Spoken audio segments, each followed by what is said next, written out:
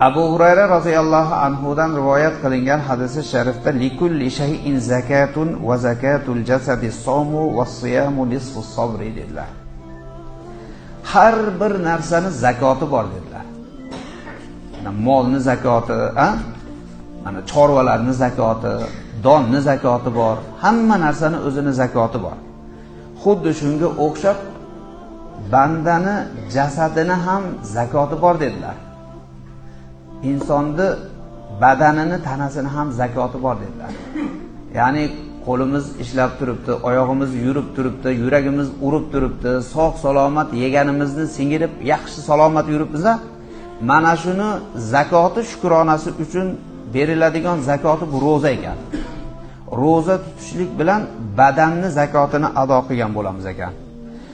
Vasiyamu nisfu sabri dedilar. Roza bu sabrni yarmidir dedilar. Yarim sabrdir dedilar.